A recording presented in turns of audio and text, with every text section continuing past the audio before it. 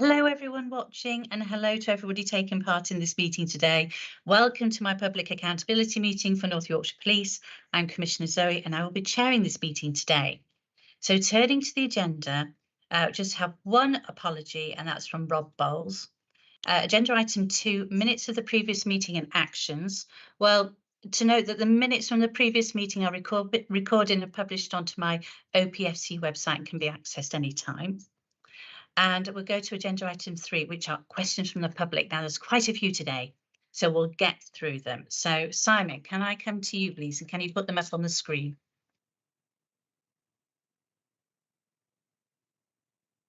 Right, okay, so the first one is from Miss Lack from York, and it's about road safety. Why does North Yorkshire Police not use fixed speed cameras? Who would like to take this?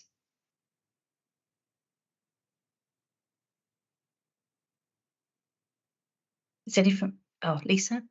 I'll take this, Zoe. Apologies. I thought that that people were aware of the questions that they were answering, but clearly nobody's been assigned to this one.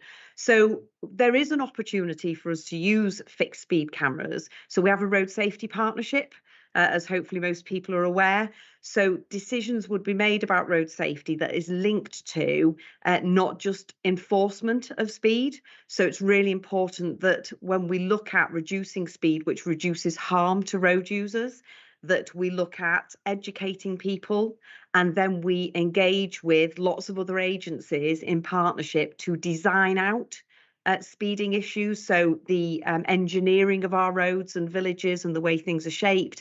And then finally, and only finally, would we move to a situation where we use enforcement opportunities in terms of speed cameras. So fixed speed cameras are one of the things we can use, but what we find with fixed speed cameras is they create a pool of lawfulness where the camera is fixed. And there are other then areas on that same road or on that same network where danger is caused to road users, sometimes more so because people slow down just for the camera and they know where the camera is because it's fixed, and therefore their driver behaviour is not influenced elsewhere on the road network. So we use mobile safety camera vans, as people will know, because it's intelligence based. So we look at where the greatest harm of risk is to our road users based on road traffic collision data, to reports from the public and intelligence. And we place those safety camera vans at places where we know they will reduce harm to road users as a result of that intelligence. And we can move those cameras around when we get updates on that intelligence, or when we know there are specific areas of risk, which can be at different times of the day or night and in different locations at different times of the year. So I think it gives us more flexibility using mobile cameras to keep the public safer. So we can consider fixed cameras, we will consider them. The partnership does consider that as one of the options, but that's why we use the current methodology that we do as a force. Thanks, Lisa. And I think going on to the next question, question 2, quite a long question here, so I'm just going to condense it down to why does North Yorkshire have no fixed or average speed cameras and ignore the overwhelming evidence that they are a better option than mobile speed cameras? And I suppose, Lisa, you kind of just answered that, haven't you, in the fact that it is the York and North Yorkshire Road Safety Partnership. And on that partnership sits all our stakeholder partners like North Yorkshire County Council, York City Council, fire, police, everybody's on there. And what I will say is that last year I did invest £300,000 into the Road Safety Partnership to really bolster it. And that they are commissioning an academic review at an enforcement activity, which will help inform the view as to whether the use of average or fixed speed cameras could further improve road safety outcomes. So can we go on to question 3, please?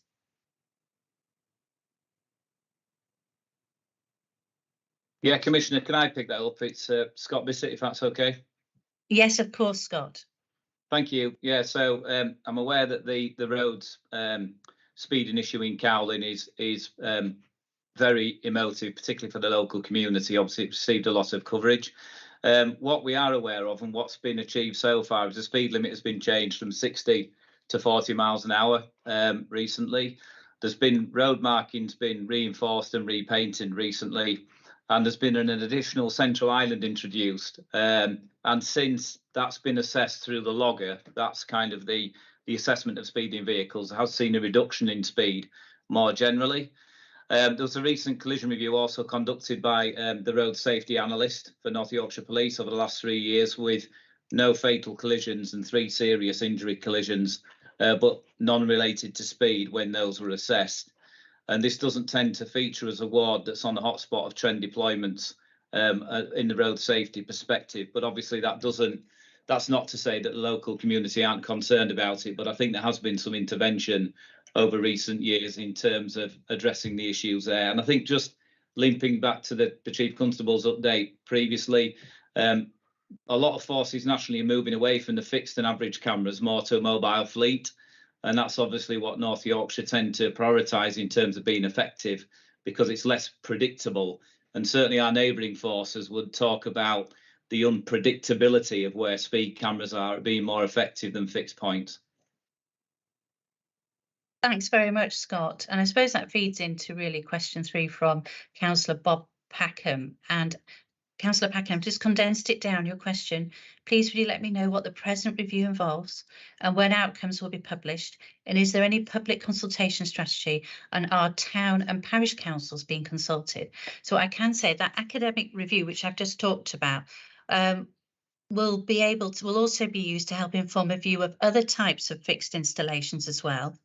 I expect the results being published later this year, and engagement with all key stakeholders, so town and parish councils too, will be undertaken before there are any changes to the current enforcement measures.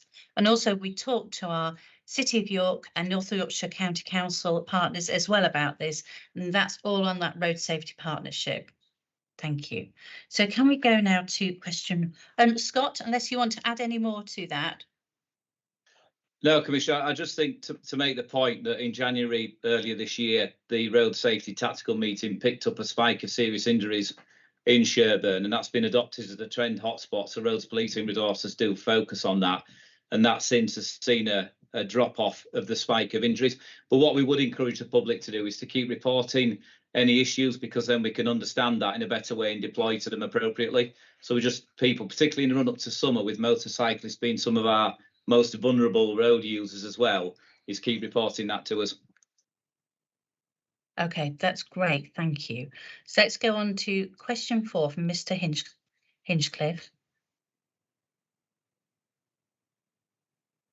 There we go. Yeah, again, Commissioner, I'll pick that up if that's okay. Well, Scott, do you mind if I just say it first? Is that okay? Yeah, not at all. Yeah, sorry. Right, yeah. So basically, it's can we please have more full-time police foot patrols in the town's main thoroughfares? How many police individuals have we in Whitby at max and minimum times? The police station must be empty. Can we liaise with North Yorkshire New Unitary Authority to increase traffic warden presence daily across the borough and villages? Over to you, Scott. Yeah, apologies for jumping the gun. What we would say is we've invested in neighbourhood policing team in Whitby, and they are now fully staffed, and they do make every effort to provide high visibility foot patrol as one means of providing reassurance to the public in the area. And also the response teams in Whitby are fully staffed too. So the teams are very focused on continuing to provide that visibility during the town centre, particularly during the summer when we know it gets busier. And obviously post-pandemic, there are a lot more visitors to the town than there were for a while. The staff there as well will try and reflect and understand the analysis of the levels of crime and disorder and the associated risks that come with that. And the numbers are bolstered with officers from Scarborough and Rydale, where the information and intelligence and incidents would point out that that's appropriate, or would highlight it's appropriate. Just on the parking issue, those issues are picked up by Scarborough Borough Council, have the responsibility for parking enforcement. There's no reason to say the provisions won't remain similar when the new arrangements of the local government come into place. But that's not an issue that NYP has direct influence or control on in managing, although obviously we do work with partnerships where, for example, there would be danger to road users due to parking. Thanks very much, Scott. And I think I'll add to that, that in conjunction with Whitby Town Council, my office and I have carried out a survey of the town centre safety. There was 224 residents actually completed the survey, which was brilliant. And it was about how they felt at night, the town centre, and also during the day. So that information, I am now going to arrange a multi-agency working group to discuss the survey outcomes and how we can move it forward. And that is going to be organised in May.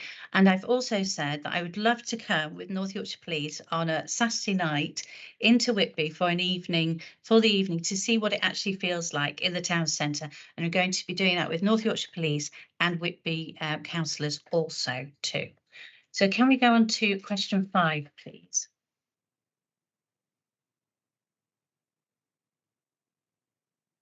So this is from Mr. Moffat, policing in Selby. Why is there no police presence at all on view in Selby town centre on a Friday evening? Okay, Commissioner, Scott again, I'll pick that one up. So the amount of policing resources in Selby, I'm not sure when the Mr. Moffat is referring to. Obviously, years ago, some of this comes down to resourcing. Some of it comes down to us able to provide that visible presence. But there are officers there that do work in Selby. Obviously, there is an increased demand on response units, and the reality is that they will be in the town centre, but not always as visible as maybe the public would hope. But they are there, providing important levels of attendance to calls. And we do attend calls for assistance as appropriate, but we have to prioritise those incidents that we attend. So that'll be the response to Mr. Moffat. Thank you very much, Scott. Okay, question 6, please.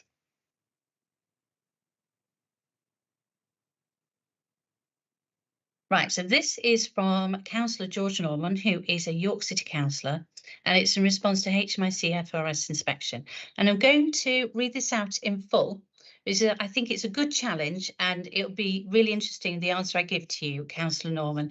So the Commissioner quote states that the role of the PFCC is clear. A rather brave statement in my view, but also then outlines the steps that the Commissioner is taking solely with regards to minor scrutiny and observation.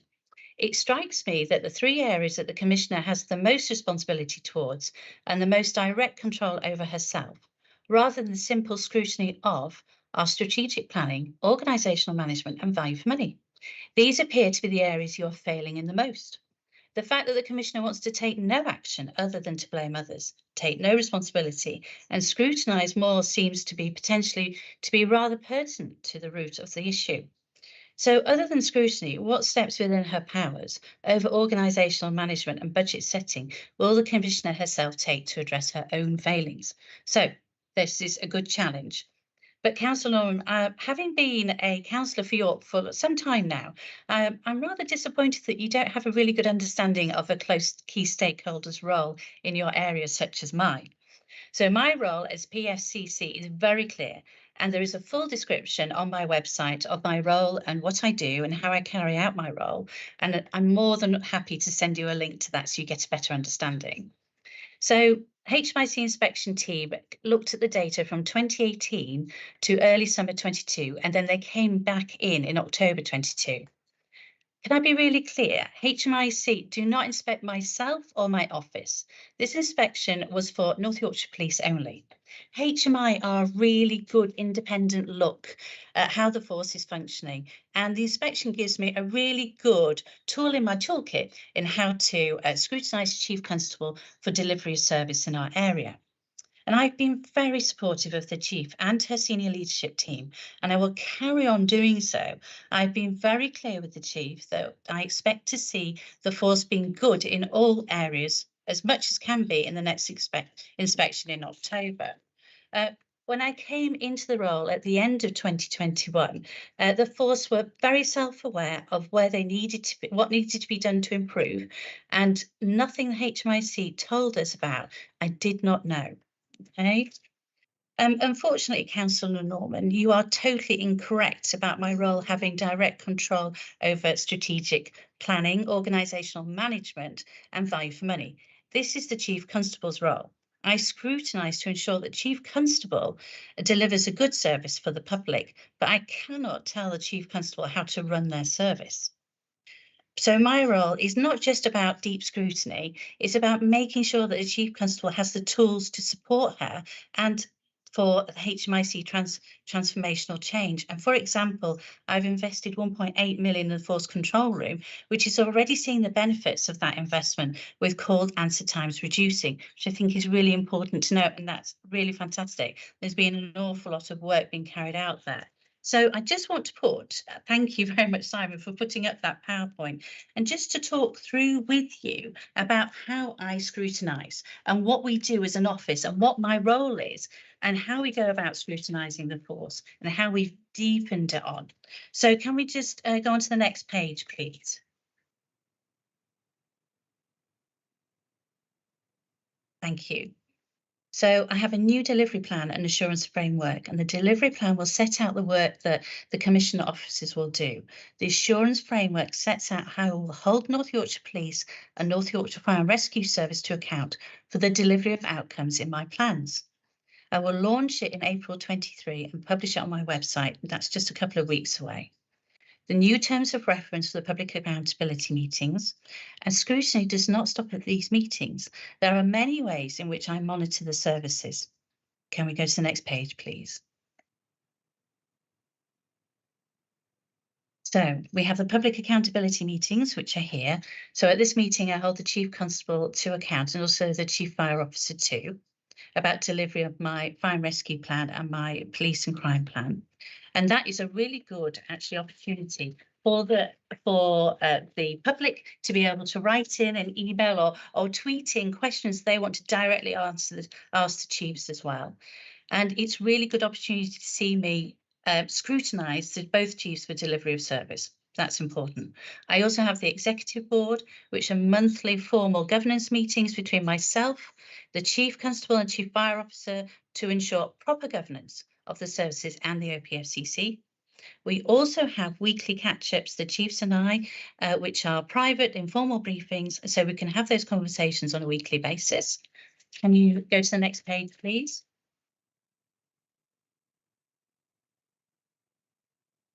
We have Independent Audit Committee, the Joint Independent Audit Committee, scrutiny panels, we have community review groups, Independent Ethics and Advisory Board. Next page, please. Independent Audit Committees, there we go. Independent Custody Visitors, Violence Against Women and Girls Strategic Governance Board, and have frequent interactions, and so does my senior leadership team, with both the senior leadership teams of the police and the fire service. And they're all complemented by bespoke briefings from the Chief Constable and Chief Fire Officer. And my staff get involved with key meetings within the services. For example, HMICFRS governance boards, gold groups, risk and assurance boards, and performance boards. And the OPFCC staff conduct further checks and audits.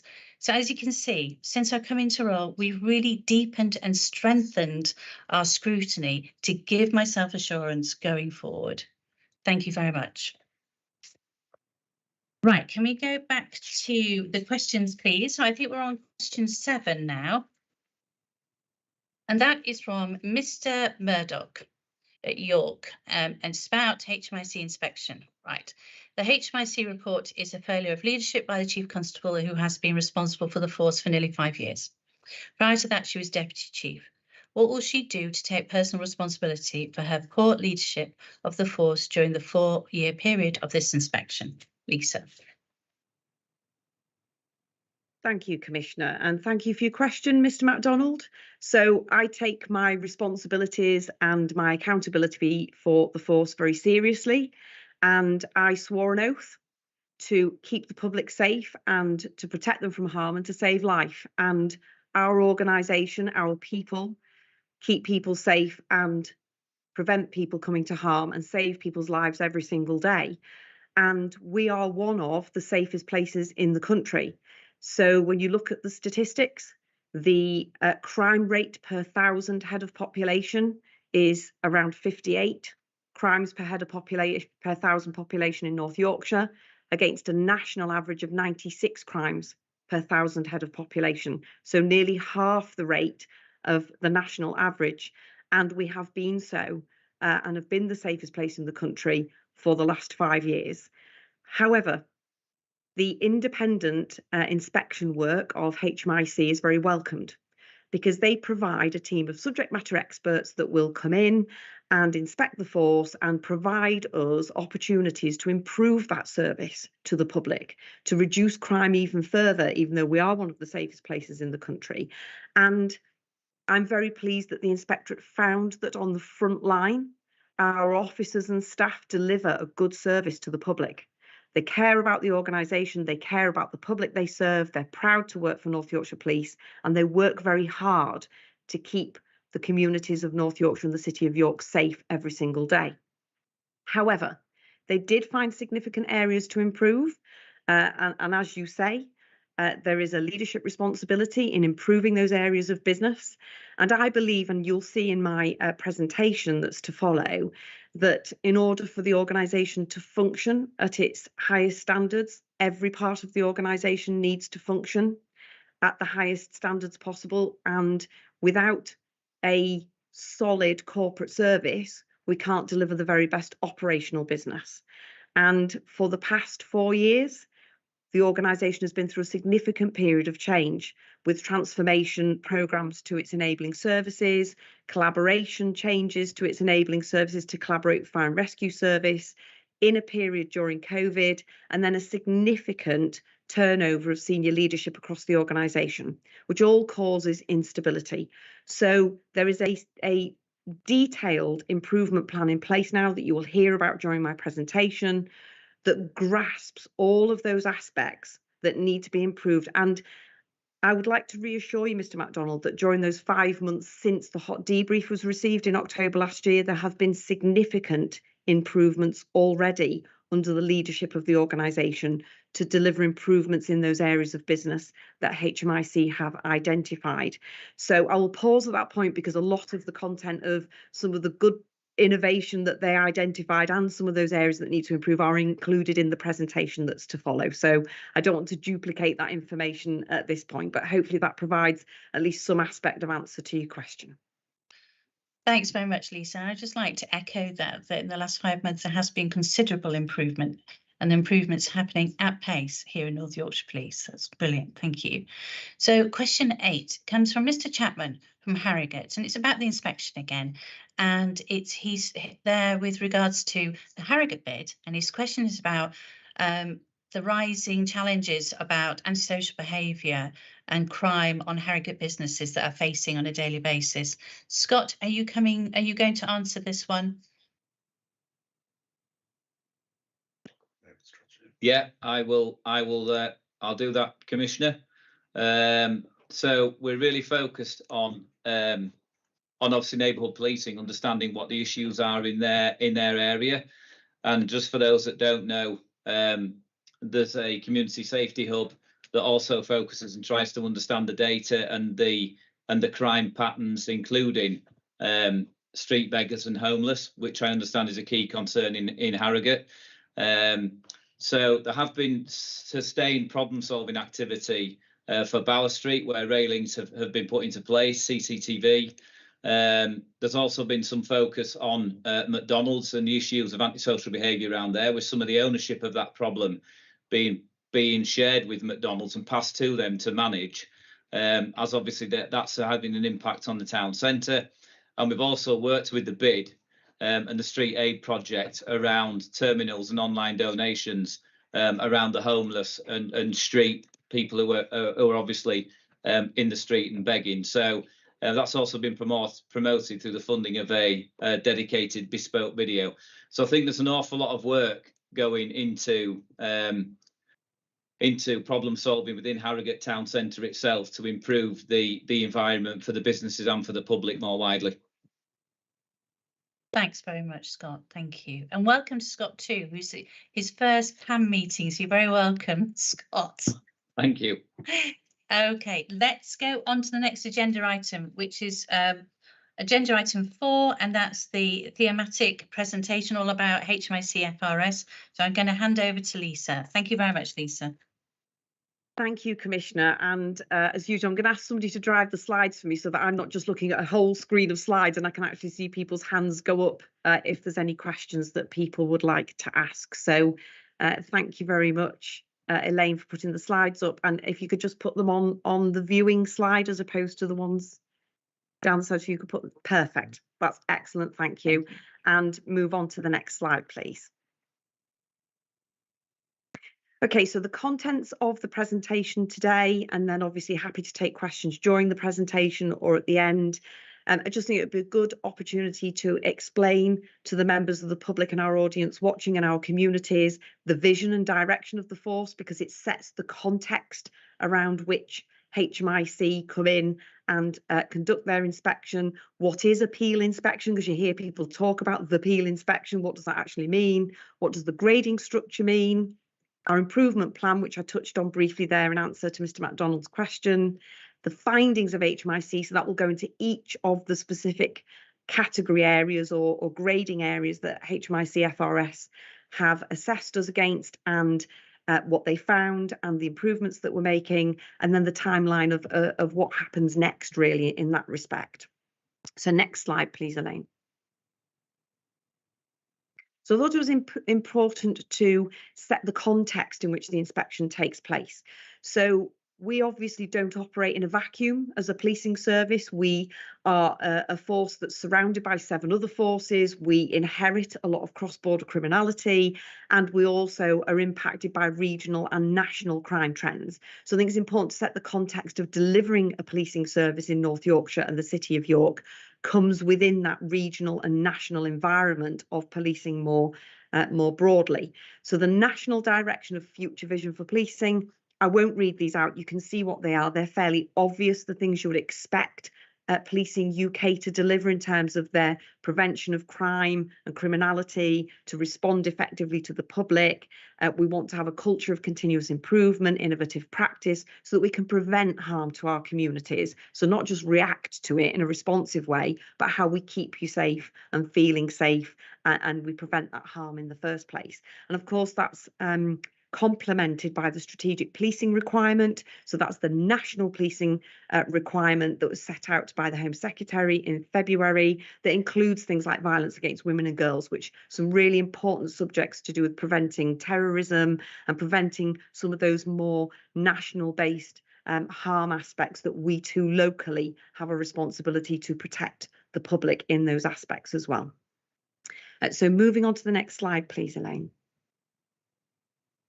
So then moving to our local mission and vision here in North Yorkshire, linked directly obviously to some of the national threats, but absolutely wedded to the mission here of keeping people safe. So that's the protecting them from crime, protecting them from antisocial behaviour, disorder, preventing them from coming to harm in the first place, but also really importantly, making people feel safe in our county. Because as I've said already, we are one of the safest places in the country. So we do keep people safe, but that doesn't mean that all of our residents and communities always feel safe. So we do recognise that we have lots of, in our large geographical area, rural isolated farmsteads on our borders, and some of those individuals might not feel safe, even though we know the actual prevalence of crime in those places is very low in comparison to the rest of the country. We do take very seriously that people still feel safe.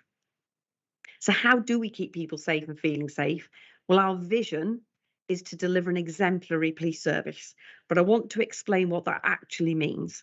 So moving on to the next slide, please, Elaine. So delivering an exemplary police service means 3 things to me from a leadership perspective. That service has to be bespoke. So exemplary means very good. Somebody would want to follow your example that in terms of the very good and high standards at which we deliver. But that means different things to different people.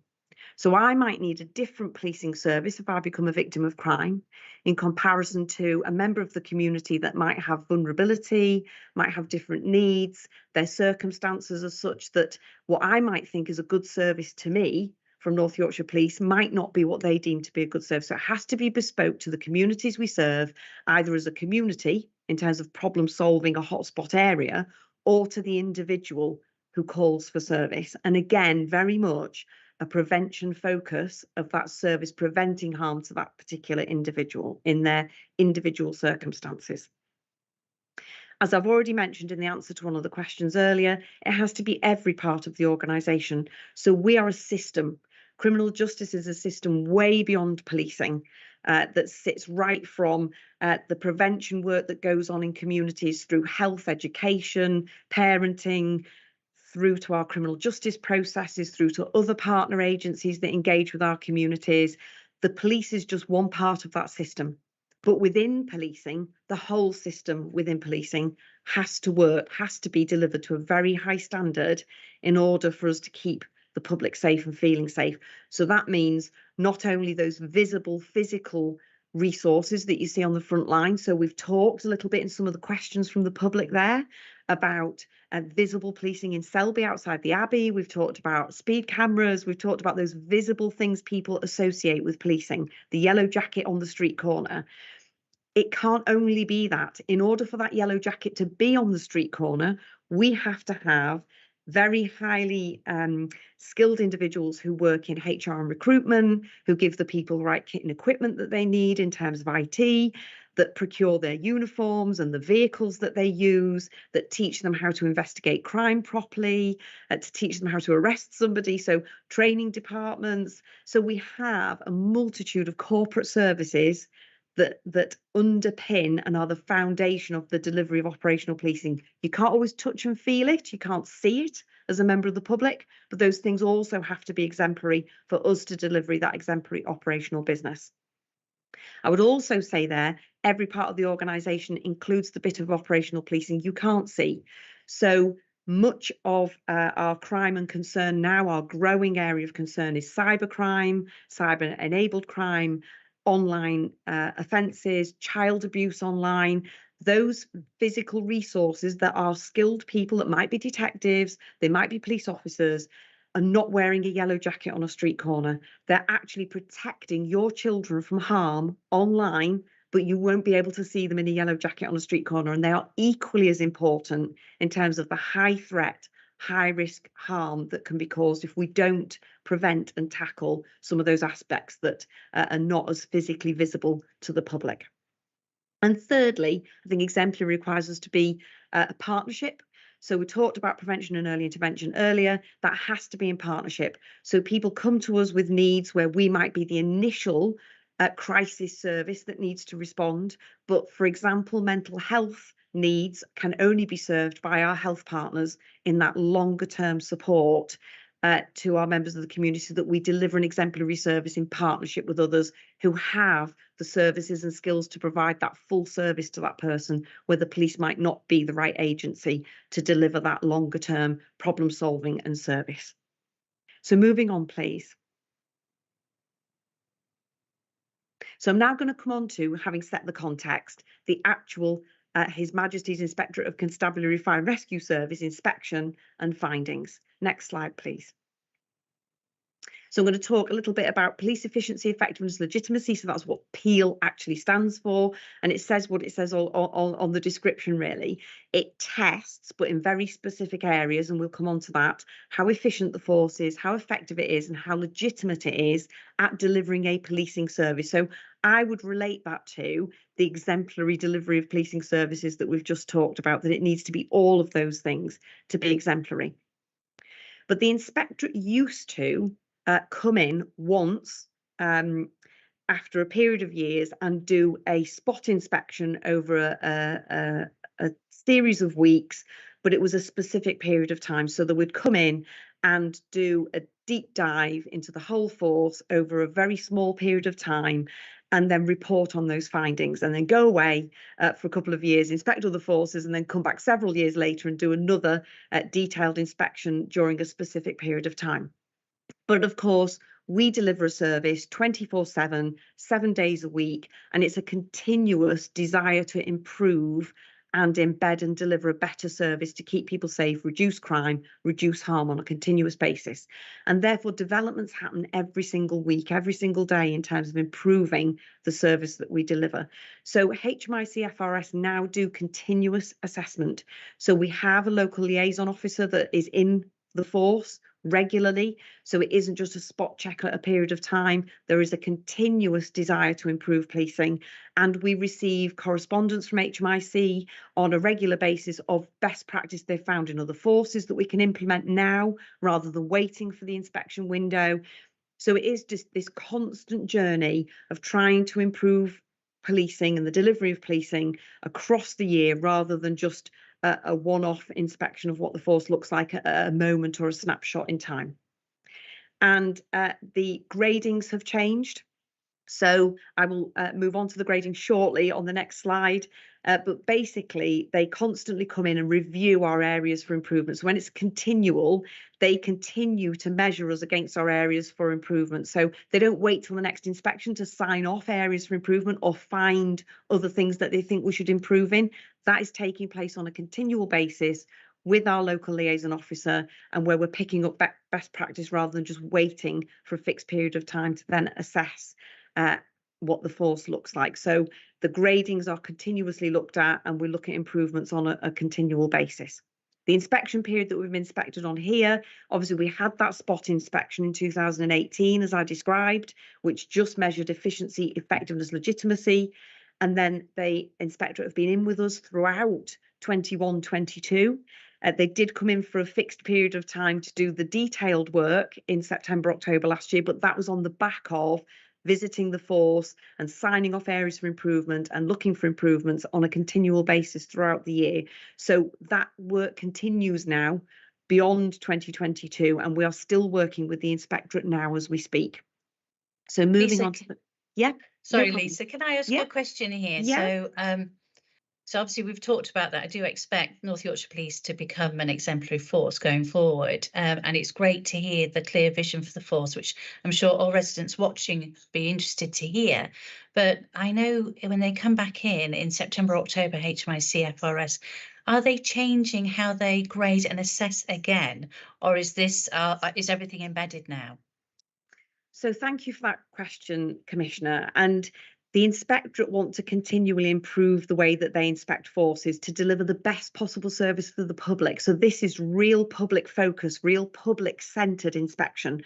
So where they find other elements that impact on the delivery of service to the public, they then develop their grading process so that the current grading process now describes what does good look like. And they then assess us against what good looks like. But of course, the environment of the world changes every day. The what does good look like changes with innovation. It changes with best practice being discovered. It changes with the different crimes and impacts and threats and risks that the public face. So their grading assessment is what does good look like, and the assessment that we were judged against last year has subtly and slightly changed. So there is a new performance assessment framework that is now in place and coming, and it will continue to evolve as new best practice comes about and new good emerges of what does good look like in those forces. So it is slightly tweaked this year. So we have got a further inspection coming in autumn this year, but we are judging ourselves, we are measuring ourselves on a weekly basis at the moment against not only what we've been inspected on last year, but on what we know we are going to be inspected on as other best practice comes out of other work that HMIC are doing. So we're right up to speed with not only what we were tested on last year, but the measure of good that is in place now and will come with our inspection in the autumn. Thank you. Thanks, Commissioner. So moving on to the next slide, please, Elaine. Okay, so the Peel assessment framework is broadly in 3 areas. So it's a service user assessment. So how does it feel to the receiving end? How does it feel to our communities and the public receiving our service? The operational elements of the assessment. So as you can see, the categories there, they are the traditional things you would probably expect an operational police service to be measured against in terms of crime and antisocial behaviour, responding to the public. I will talk through these in more detail in the next slides. And then finally, an organisational assessment. So this is where our biggest challenge was as a force, which I'll come on to later, which is all about corporate structures, governance, performance frameworks, planning, strategic planning, use of resources, etc. is the organisational corporate element of the organisation. So that's the structure of the inspection and the broad areas that we're measured against. So next slide, please, Elaine. And the gradings have slightly changed. So the original gradings when we were inspected in 2018 were outstanding, good, requires improvement, or inadequate as a grading structure. As you can see, HMICFRS have now included adequate as a grading. So the easiest way I can describe this in the way that it's been described to the service in policing is we should, as a minimum, achieve an adequate standard, but that is not an aspiration. We should aspire always, and I do aspire for us always, to be good or outstanding in our delivery of service. But the best way to describe it, nobody aspires to be adequate, I would suggest.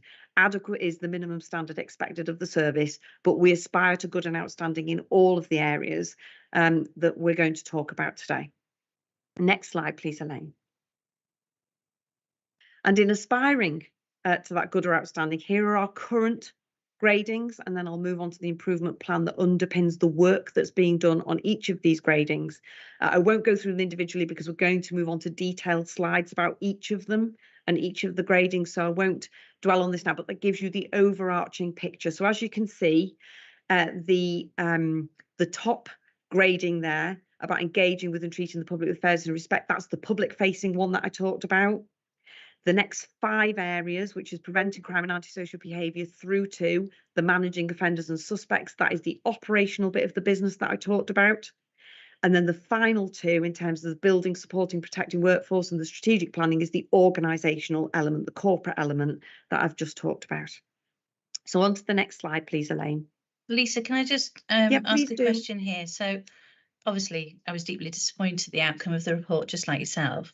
In the areas that the force has been identified as declining in performance, can you tell me why that happened?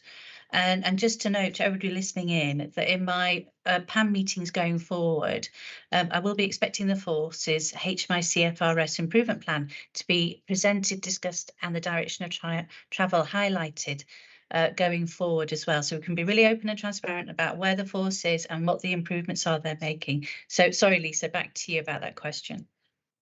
So in terms of decline in performance, so HMIC have put at the start of their report, because the gradings have changed and they measured efficiency, effectiveness, legitimacy, and in 2018 we were graded as good for effectiveness, good for efficiency, and requires improvement for legitimacy, which was linked to us having or not having an ethics board. It was linked to some work around the training in behavioural issues for officers not being felt or understood on the ground. There were some very specific areas for improvement in the legitimacy requires improvement, which have since been signed off, I would hasten to add, in terms of the post the 2018 inspection. But because they're now moved to the grading structure, you can see in very specific categories that describe what does good look like nationally, and are you achieving that standard of good. That wasn't how the inspection was carried out previously. So HMIC would say it's not possible to make a direct comparison about the force's performance in 2018 and the force's performance now directly. But obviously, looking at the grades, I deem it to be we've declined in our standards in terms of having 2 goods and requires improvement to some of the gradings we've got now. But HMIC say that they can't make the comparison because not only have they changed the gradings, they've also changed the methodology and the categories under which they assess us against. But the most important thing here is we aspire for all of these areas to be good or outstanding. And what HMIC will come in and continuously assess us against is the direction of travel. So are we moving towards those gradings in everything that we do, as opposed to a snapshot of what does it look like on a specific date? What are the measures that are in place that are taking us towards what they deem to be evidence of good? And that's exactly, absolutely where we want to be. Thank you. Okay, so in terms of what improvement plans have we got in place? So all of the inspection report areas have been captured in a detailed improvement plan, which is being actioned at pace, as you mentioned earlier, Commissioner. So we didn't wait for the report to come out last week. We grasped all of that information that HMIC, and with thanks to their team of inspectors who work very hard to do all the background work to give us this rich picture of information that we can work on. Once we became aware of some of that information, and as you've already said, Commissioner, we were very aware of some of this information ourselves and shared it with the inspectorate ourselves, our areas where we knew we had gaps and we were working on those gaps. We've grasped all of that and have been working very hard in the background for 5 months on all of the areas that we're going to talk about today and beyond. And the governance of that, so the questions earlier about how we're going to make those improvements, we have an improvement board which sat this morning actually, chaired by myself, which holds the Deputy Chief Constable to account for delivery of the improvement plan, the detailed improvement plan, which is scrutinised at the Deputy's Risk and Assurance Board, and then individual governance meetings that take place across the organisation throughout every month, through the Assistant Chief Officers, Assistant Chief Constables, to constantly work on those improvement plans that then are reported up to Risk and Assurance Board and then reported up to the Improvement Board that I oversee. So that's how the structure works and how we grade. And this is a red, amber, green grading of, are we on track to deliver these outcomes? And if we're not, what are we doing about those areas to make sure that we are making those changes at pace, and there's a constant review of those improvement actions taking place across the organisation. So moving on to the next slide, please. Hopefully. Okay, so I'm going to talk through each of the areas in turn now. So the first category, as you see, engaging and treating people with fairness and respect, we were graded good. Again, we aspire to outstanding. We want to make those continuous improvements to the service. But I'm really pleased that the inspectorate found that our staff and officers deliver a really good service on the ground. They treat people with fairness and respect. They are wedded to delivering a public service to our communities that keep them safe and making them feel safe. We benefit from fantastic partnership working, so thank you to our partners. We do work very closely with them to prevent harm. Our neighbourhood policing teams are excellent at engaging with our communities.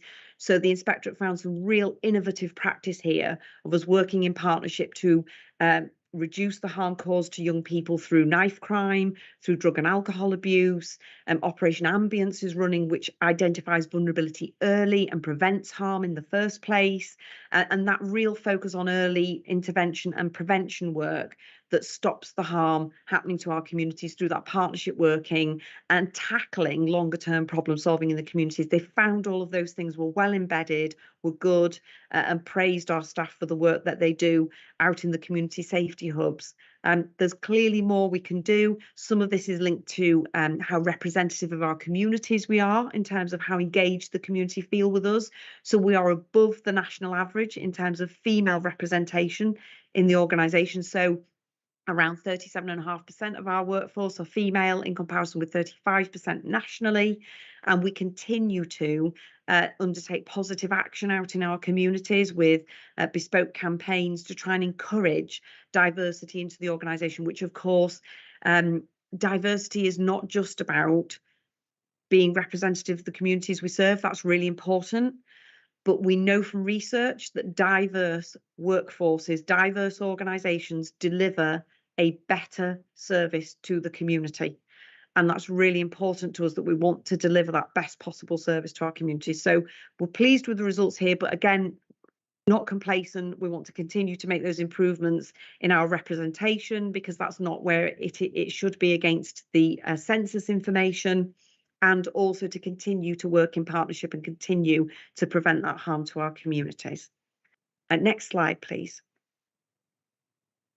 So now we're moving on to the operational. So you'll remember the 5 areas that are graded against operational policing. So this is about preventing crime and antisocial behaviour, where we received an adequate grading. Again, aspire absolutely to be good or outstanding in this area. The areas for improvement that we need to make predominantly relate to our problem solving and neighbourhood policing model. So the 2 areas that were of most prominence here is we have a central partnership team.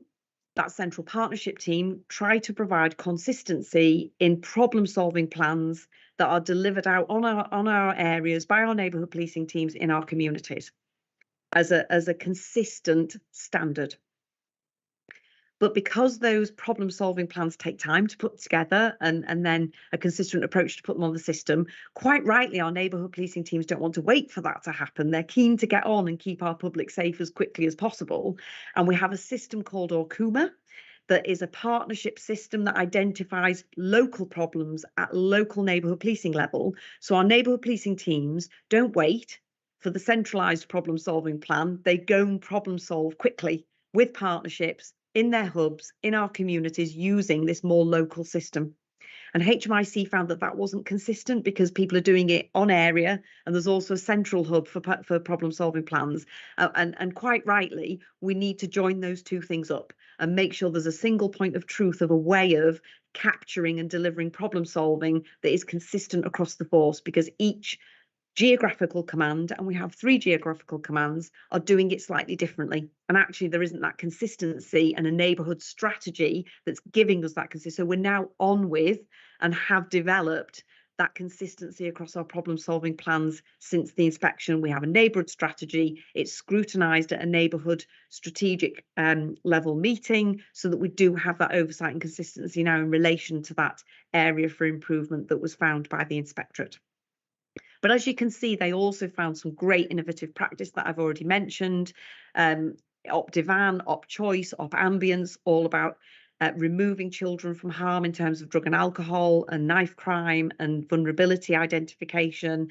And of course, our prevention and early intervention strategy was deemed to be good practice, where we've developed the way we task people.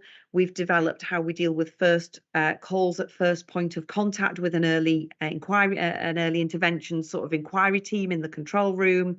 We've got much more partnership based information to signpost and support people to the right agencies.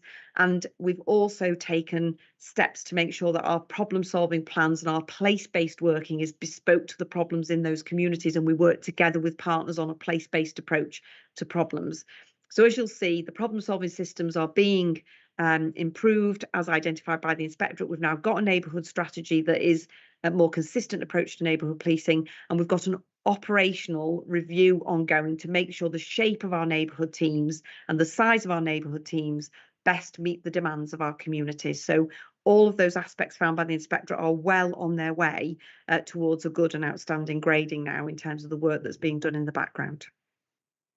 So next slide, please, Elaine. So the next item, responding to the public, it's a regular topic of conversations. This predominantly relates to us answering the telephones. So 999, 101 call handling, how we respond to the public at initial point of contact, and therefore absolutely requires improvement in terms of where we find ourselves. However, as you can see from the area of improvement, it is predominantly about answering the phones. In July 2022, we were at 46% of our calls being answered under 10 seconds, when the target nationally is to answer 90%, a minimum of 90% of calls under 10 seconds for 3 nines. This last week's performance is 76% of calls being answered within 10 seconds or under 10 seconds for 999 calls. So a significant improvement there already over the months since the inspection. But again, we need to make sure that we keep driving towards more than, I'd love 100% to be answered in under 10 seconds. And that's what we've got to aim for. And we are recruiting continuously into the control room. We had 25 people join us at the start of the year. We continue those recruitment campaigns, upskilling people in the control room with training packages to pick up all of those aspects that the inspectorate found, so we can deliver that excellent service, that exemplary service at first point of contact. What they did find is some good practice in terms of our daily demand management. So we have daily management meetings where the senior leadership of the organisation review the threats and risks across the organisation, including demands. And they found that we are good at identifying vulnerability, we're good at responding to that vulnerability, and that we do a good job at identifying the highest threat and risks and actioning that work quickly on a daily basis as an organisation. And so as you can see here, the increase in performance, and of course the attendance times to jobs. So immediate grade incidents there, threat to life, immediate 999 type calls. The The grading standard relates to 15 minutes in urban areas, 20 minutes in rural areas to attend those calls. And we've actually seen the attendance times since October last year reduced by 6.5 minutes. That's a 31% reduction. That's an average of 14 minutes, 14 seconds between the 20 and the 15 minutes that I've just talked about. It's quite a complicated statistic to talk about. I think the important thing here is our officers are getting to you more swiftly than they were in October in response to those calls for service. So we're going in the right direction. And again, lots of work in the background there to make sure that those responses to people on the phones and in physical attendance are improving day by day. So moving on to can I ask you a question? Yes, please. Sorry, can I just ask you a question on this? Yeah. So 99939 calls into the force control room is getting a lot better. It's brilliant. It's really good.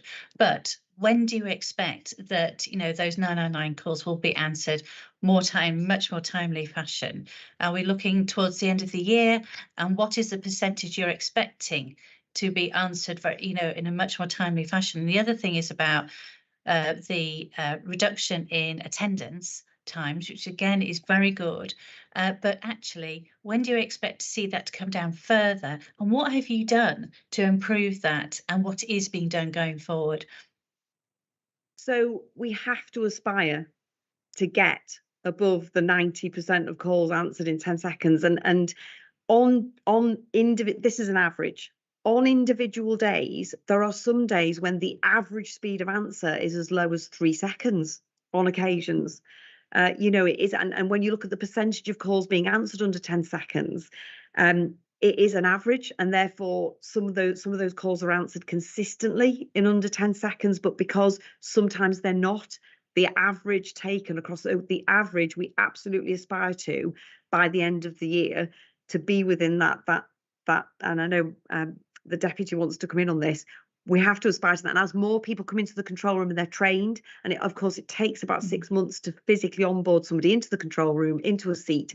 It's not like answering the call at a call centre that's a lot less complex, shall we say. So somebody could be answering a call one day about somebody ringing up for some directions or something very simple, right through to somebody answering a really tragic phone call where a murder might have taken place or a really complex matter that the person is trying to answer. So it's a really, really detailed job that requires a lot of skills and takes time to train. And so there are some days we're already meeting the target, Commissioner. Some days we already meet that target. It's just on average across the time span, we need to meet it all of the time. And we absolutely aspire to that. So I could see Jenny wanted to come in, and I know the deputy wants to come in. So I'll pause for breath. Jenny, I think you might have had a question first, and then obviously the deputy wants to come in. Mine's well, another question. Actually, Jenny, sorry, I'm going to jump in first, actually. Sorry about that. To say that every day I get to see how long it takes to answer 3 9s and 101 calls, as in and timed all the way through the days. And I completely agree with you, Lisa. Actually, there are a lot of times where, you know, 3 9s are answered within 10 seconds, but these are averages, aren't they? Which I think is really important to understand. But I know how much hard work is going on in the force control room, and obviously with the investment that I've made as well, we are seeing those benefits. Jenny, if you don't mind, I'm going to bring Mabs in because I think it might be in with an answer to the force control room question there. Yeah, thank you, Commissioner. I was just allowing the Chief Constable to take a breath and just help out a little bit. So the Chief's obviously gone through with regards to the FCR and the recruitment plans and the time period. Clearly, this is an area of focus and importance for us as an organisation. It does take time to recruit and train individuals, but we've just had a discussion earlier today as part of the improvement board in relation to what more we need to do with regards to ensuring we retain people. There is no doubt we are doing everything we can to try and attract people into the control room, from Facebook Live sessions to inviting people into the control room, multiple recruitment campaigns. But the danger is we're competing with neighbourhood forces as part of that. Scott, who's coming as ACC local policing, is acutely aware of the challenges we have in relation to prioritising our 3 9s. He's looking as to how we do that. In the short term, it might take a little bit of a hit in relation to the 101 call handling performance, but our focus has to be those that are calling in a time of need and asking for greater support on the 3 9s. So it's a fine balance, but we're working our way through that. As you're aware, the first set of recruits that are currently undergoing training actually landed in the control room in April, on the floor as we describe it. So that will make a difference. So the improvements that we've made at this time, it's without additional staff actually sitting on seats, which I think is a great achievement for the organisation. But we're not complacent. We recognise there's much more to do. The first set of people actually sitting on seats is April. I just wanted to touch upon the I-grade attendance as part of that as well, if I may, since you asked about that. As you will be aware, Commissioner, we changed the way we train our student officers in October, responding to the HMI concerns and the concerns within the organisation. Since November, we've put an additional roughly about 110 student officers out onto the teams. So there is physically 110 more student officers working on our response teams than there was in November. It's making a huge difference in the commands, hence the change in performance times and attendance times. That'll be a continuing review as more students and they become more experienced. We're refocusing our driver training as well into areas of greatest needs. So those, because you have to go on a specific course to be able to attend an emergency call, graded call. So as a response driver, as we call it. So we're reprioritising driver training as well across the organisation. And in addition to that, Commissioner, you'll be aware of the vehicle situation where you have kindly provided a budget for 63 additional cell vans, which are due to start landing with us by June and July onwards. And that increases the capacity of vehicle availability across the organisation to attend emergencies. So there are a number of things we are doing to continually improve our performance. Thank you very much, Mabs. Jenny, can I bring you in? Thank you, Zoe. I'd just like to ask if you could provide a little bit of further information for the public about what your plans are to improve the identification of vulnerable and repeat callers.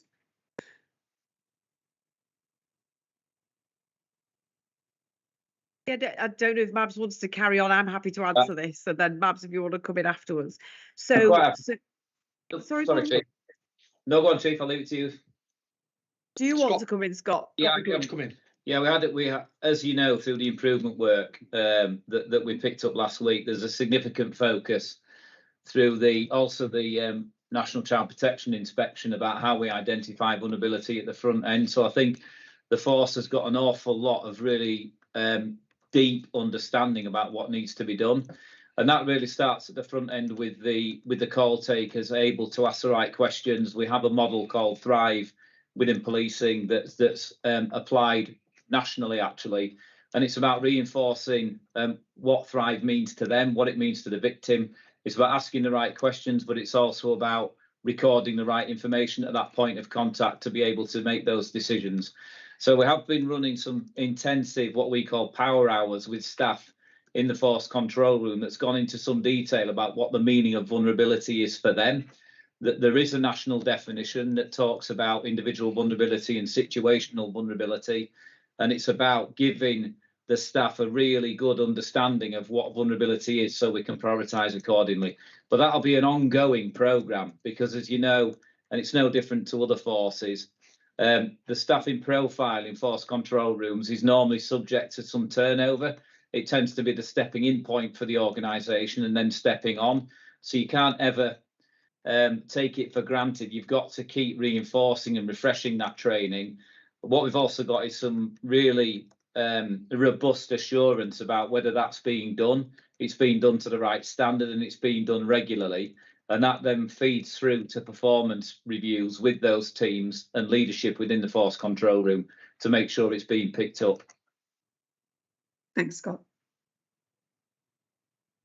Thank you. And just to add to that, obviously, as Scott has kindly said, obviously about setting the standards, we've also worked with other forces that are outstanding and undertaking peer review work so that we do adopt the standards that we know have already been assessed as outstanding in other places. So we make sure that the framework is there on which to build on some of those improvements that we've already seen. So next slide, please, Elaine. So the next area is investigating crime. As you can see, predominantly the areas for improvement related to demand modelling for investigations and our detective cohort, the nature of the way those detectives investigate crime, the subjects that they investigate, victim code compliance, and then our digital forensics unit. And again, improvements already made in all of those areas. So the good things that they found and areas that were seen as good practice is our effective investigations. So supervision of those investigations being allocated to the right trained, skilled people across the organisation. And then when those investigations are undertaken, that they're done so in a timely way and to the required standard. However, we don't have enough detectives. This is a national problem.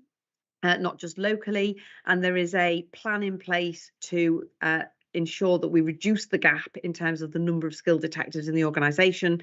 And 27 new direct entry detectives joined us in February, which is excellent news and closes more than half the gap. So we had around about 40 gaps for detectives, and 27 direct entry came in February. We've got transferee campaigns going on for detectives during the year. We've got further direct entry detective recruitment during the year, and we've also got our own pipeline. So when you heard earlier the deputy talking about student officers coming out and going out onto area much more swiftly, those individuals also choose much earlier in their career path now whether they want to go into a detective-based role. So we are nurturing, coaching, mentoring people into that career pathway of being a detective much earlier now than we would have done under the original way police officers were recruited and trained. So we've got a whole pipeline of internal people coming through those investigative roles as well. So we're well on the way to closing that gap. Victim code of compliance is being reality tested as we speak. So there's massive improvements there in terms of identifying when victim code compliance hasn't been achieved and therefore testing it and giving bespoke feedback to specific areas or individuals or departments where we can improve that. And our digital forensics unit has had an investment of £400,000 since October to reduce the backlog by 50% by June this year in terms of the number of electronic devices. So nearly every job now in complex investigations and in all investigations involves some sort of technical equipment, which never used to exist before.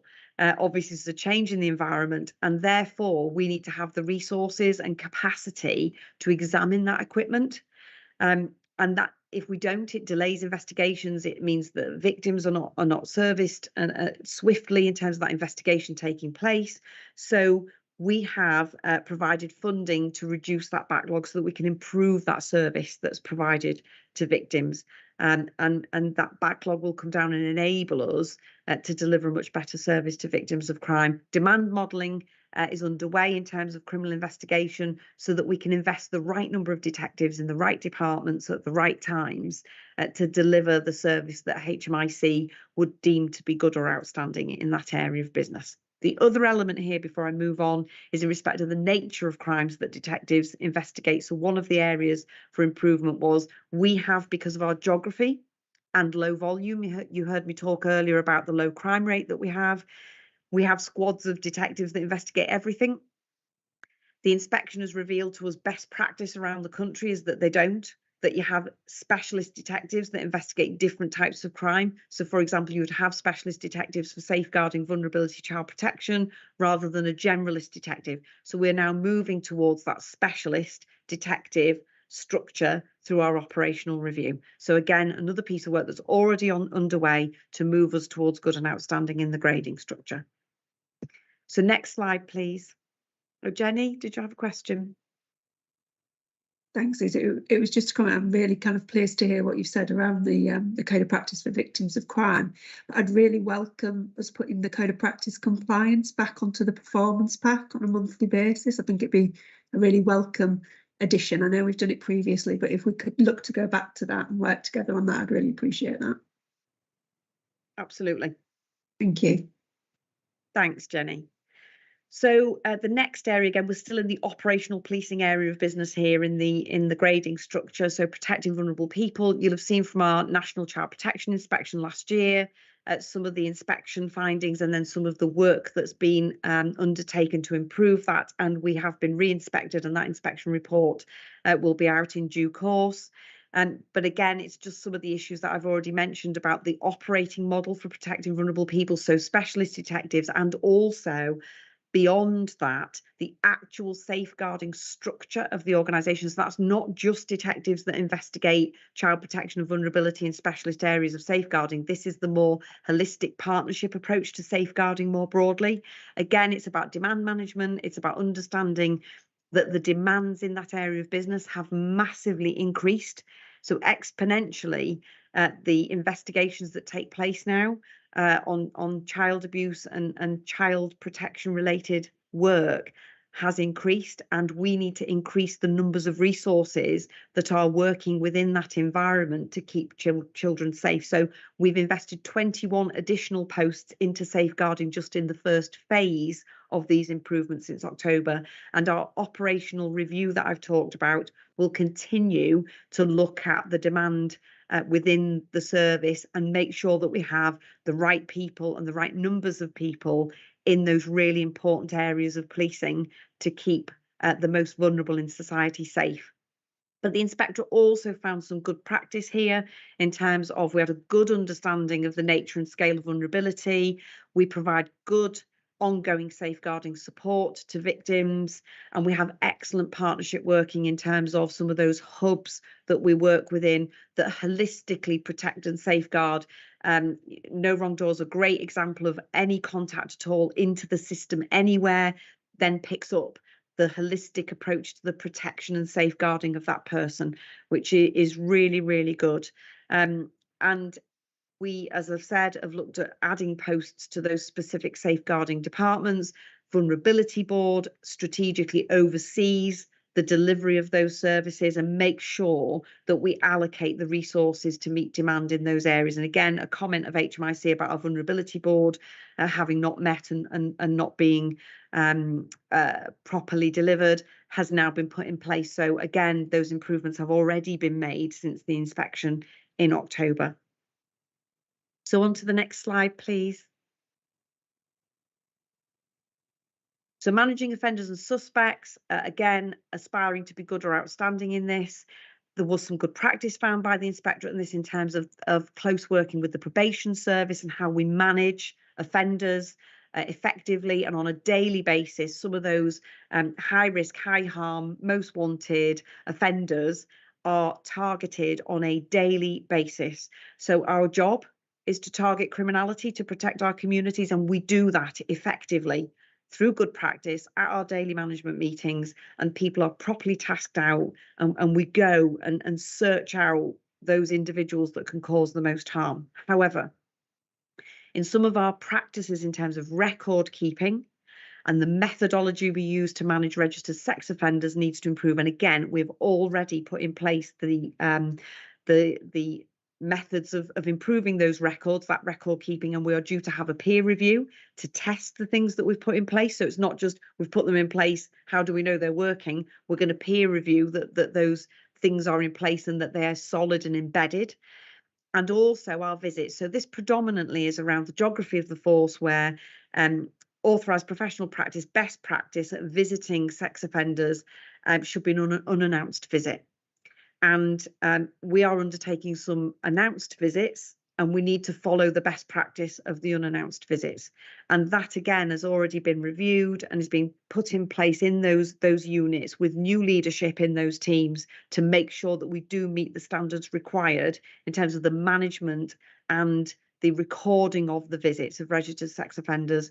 Again, this is all about keeping the public safe and making them feel safe, and making sure that we operate an exemplary standard in everything that we do in terms of record keeping, the methodology that we use, or the best practice that we adopt, that best practice in terms of monitoring the offenders that are known to us.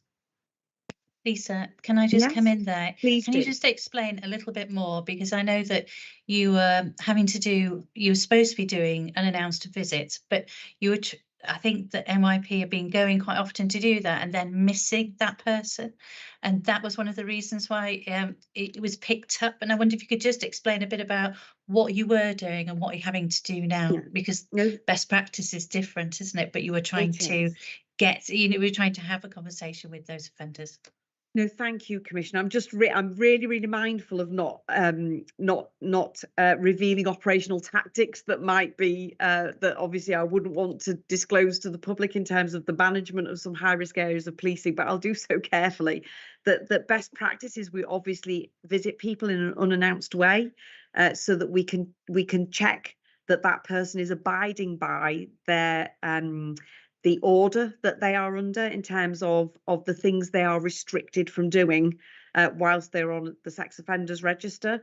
And to do so in an unannounced way means that we can reality test what's happening on the ground, and whether people are abiding by their conditions as a result of that visit being unannounced is probably the best way for me to put it. Because of our geography, we do attend to visit those offenders in an unannounced way. And when we do so, we're travelling hundreds of miles because of the geography of the force. And therefore, in order to comply with making a visit, actually engaging with that individual to check on their behaviour, we're finding after several visits where we don't find them in at home, we're then having to make an appointment to make sure they are in because of the hundreds of miles of travel we're doing around the county. So we need to find a way to be more effective and efficient at undertaking those unannounced visits without unsuccessfully or not abiding by actually physically having a visit with that person because they're not in. Of course, the geography of the force is against us here. In smaller force areas, it's easy for people to pop out and visit, and if somebody's not in, go back later. But because of our geography, we're travelling a lot of mileage to do that, and obviously that takes up a lot of resource. But we're looking at how we make best use of resources in our geography in order to make those unannounced visits and to make sure we are complying with best practice and the codes of practice around this. Thank you. So next slide, please. Okay, so we're now on to the final two grading areas, which, as you'll remember me saying earlier, are organisational areas of business. So what people would describe as corporate services, back office services, enabling services, strategic planning, those sorts of things. So it requires improvement for building, supporting and protecting the workforce. So the key area that the Inspectorate found here is just about the capacity of our HR department to build a workforce plan that enables us to see what skills are going to be required in the future and how we then recruit against those skills. And then as we see turnover of skills in the organisation, how are we pre-planning for the turnover of those skills so that we recruit early, train early, and we have those skills in the right places at the right times in a planned way, rather than not having sight of the skills required into the future of policing and not planning for it in advance. So somebody might leave the organisation with a certain skill, and we should actually have a workforce plan that enables us to identify that person is going to leave and train somebody in that skill before the person with the skill steps out of the organisation. And we are already working on a detailed workforce plan that will be delivered by the end of this month. So since October, our HR departments have been working, and it is a detailed piece of work that needs a lot of assessment of what skills are currently in the organisation, an entire organisational stock take, and then an understanding of the route through the organisation those skills take and the workforce that we need for the future. So that will be delivered by the end of this month, by the end of March. We have already got a comprehensive, detailed, lengthy workforce planning draft that will be approved before the end of the month. So I'm really pleased that we've spent the last 5 months, rather than waiting till now, that's already been developed in the background during the last 5 months. But the Inspectorate did find good practice in this area in terms of, and I've already mentioned earlier today in the meeting, our staff and officers are really dedicated and wedded to delivering the best possible service to our communities. They want to work for North Yorkshire Police. They're proud to be here. And they're proud of the work that they deliver, and they care very deeply about keeping our public safe, and they've got good ethical standards. You saw at the start here about them treating the public with respect and fairness, Really important, we've delivered unconscious bias training, we've delivered a first line leaders programme with over 100 people who have now been on that programme. We're developing a middle management leaders programme. So all of some of those things that can pick up on some of the aspects that require improvement here are already well underway and being delivered in the organisation. And so all that strategic work that was mentioned in terms of workforce planning, wellbeing plan well underway. We're looking at the blue light framework for wellbeing that other forces and ourselves have adopted, and how we deliver that to our workforce in terms of looking after their wellbeing. So lots and lots of strands of work already well underway in this area of business that will improve the grading for this area of business. So moving on to the last area, please, Elaine. So as you mentioned, Commissioner, overall a very disappointing report, but this clearly the most disappointing area of our business that was graded as inadequate in relation to strategic planning, value for money, performance framework, strategic planning, joining up basically the strategic direction of the organisation and the actual demand and delivery on the ground. Again, linked to the staff are delivering a good service on the ground, but the underpinning corporate service, as I talked about earlier, that enables them to go out in cars that are fit for purpose, with the IT that's fit for purpose, that we're recruiting the right people with the right skills, that we are delivering the service to the required standard. All of those things require an exemplary corporate service. And this is where this grading has identified that we don't have the governance in place to oversee the enabling services. And I would reassure the public watching this that there are many hours and significant work has been undertaken in terms of the governance of those enabling services, the performance management of them, the delivery of the quality and standards and service that's delivered in that aspect of business, and that work continues. The workforce plan I've just mentioned will be delivered by the end of the month, and it is detailed. It is in the sum of 60 odd pages, so it's a really detailed, complex look at workforce planning, and just that making sure there's a link across from the strategic planning into the operational business is all well underway. And the use of our demand data, as we've already said, we've put detectives in, safeguarding resources in, that's all linked to us, linking the increase in demand to where the resource needs to be in the organisation. So this is already happening in practice. The demand being linked to where people are then being placed, and the organisational and operational review, so that we shape the organisation to best meet demand and deliver the best possible service to the public. So all of those things well underway. Technological requirements, we've talked about digital forensics already in terms of technology and the investment in that, and the investment in understanding our demands. I can't remember, there's another slide here, Elaine, that just talks about the future direction, or it's no, we're just for questions. So just the timeline then in terms of the future direction. So the inspection's been published. As you can see, detailed improvement plan at pace being delivered now over the last 5 months and continuing on. We've had an improvement board this morning, as I mentioned, and the inspectorate are coming back in. Well, they're in with us now. They're constantly in with us, as I said, in terms of continual assessment of reviewing those gradings and looking at the areas for improvement that they have highlighted. And then a further peel inspection, full peel inspection, is coming in the autumn. Again, we're already well sighted on what does good look like in those areas of business, and the improvement plan includes all of those areas of business. So I suppose finally from me, before any questions or further questions, is to reassure the public we have a strong foundation on which to build. The inspectorate found some great areas of innovative practice here in terms of partnership working, neighbourhoods, engagement, the prevention and early intervention work.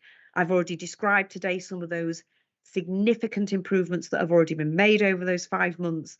And just a reminder, I think, we are one of the safest places in the country, and that's a great foundation on which to build this improvement plan in terms of continuing to keep our public safe and feeling safe in terms of our vision. So I will pause there for any further questions, Commissioner.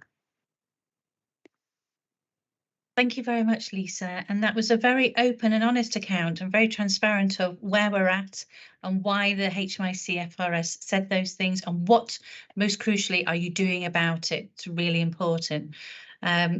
Right, I think we're going to take questions later on after we've done the next agenda item, if that's all right, Lisa. So we'll go to agenda item 5, which is the performance update. And Scott, I believe we're coming to you for that, please. Yeah, thank you, Commissioner. Elaine, I think you've got the slides, haven't you? Can you just go on to slide 1, if you will, which is the emergency calls?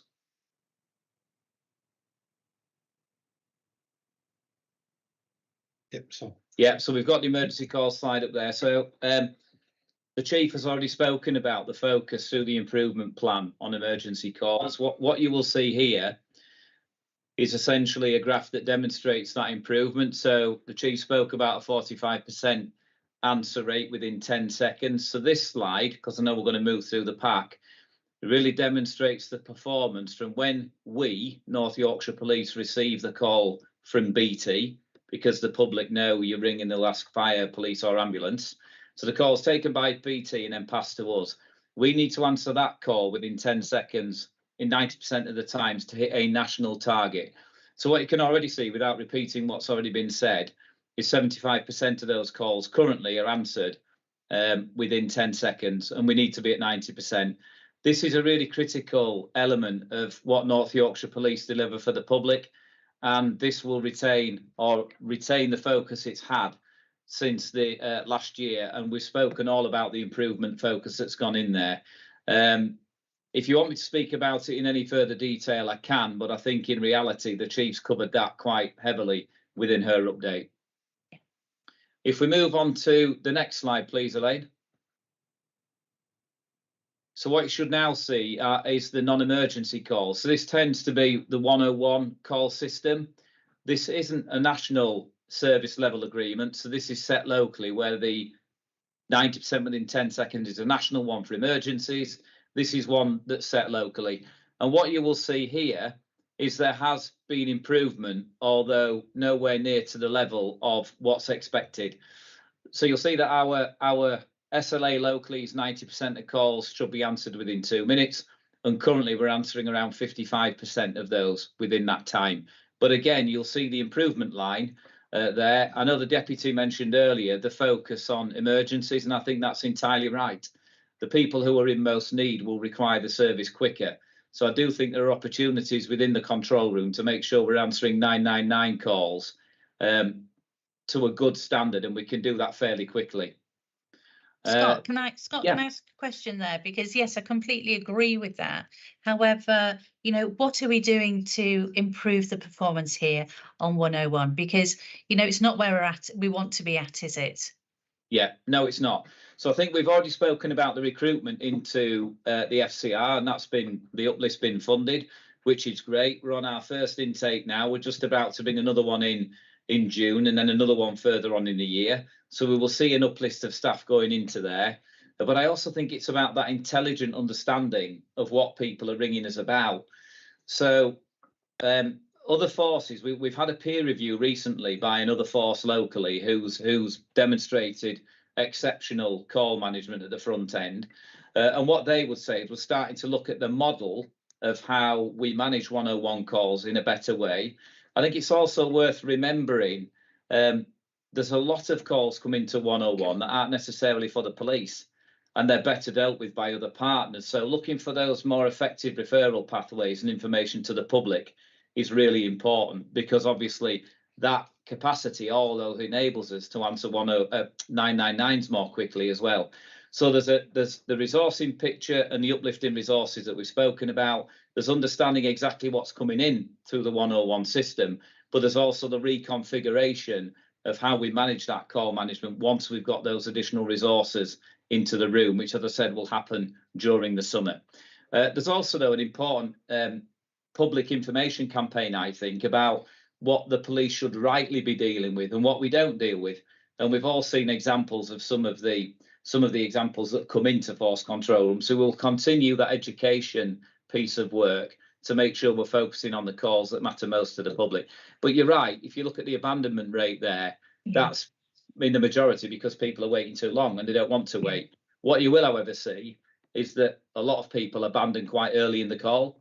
So if they can't get an immediate response, they will put the phone down. So it's also about having the information on the 101 line that tells them you are in a queue, this is how long you may have to wait, and do you want to ring back later. But we've also got a queue buster system that we would encourage people to use, so we can call them back at a time that suits them.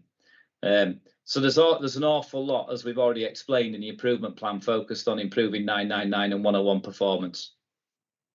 So if there's no more questions on that, if I could move on to the next slide. Thank you.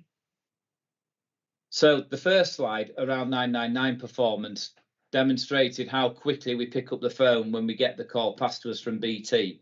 This slide demonstrates how quickly we arrive with a physical officer attending the scene. So you will see, again, just important to consider what the service level agreements are. So for an emergency call in an urban area, we should aim to be there in 15 minutes or below. In a rural area, it should be 20 minutes or below. And for a priority call, it should be 60 minutes. What the top graph demonstrates to you is the improvement that we've seen, albeit it's not at the level that we'd want to see. And part of that is because we need to improve the initial call taking time to ensure that officers are deployed in a timely way so they can get there in 15 and 20 minutes. But there's no doubt about it, you've seen significant improvement since particularly the autumn of last year in all the areas that we're talking about. And some of that, as the DEP said, is due to additional resources going onto the front line. Some of it's the work that's going in the control room. This is about a systemic approach to improving call management. It's just not one area that will deliver the level of improvement that we're hoping to see. So that gives you the service level agreements there on all three of those incident types. So if there's no further questions on that, I'll move on to the next slide. Thank you. So you should now have a slide in front of you that's crime levels. I think a really important starting point with this is the confidence you can have in the data.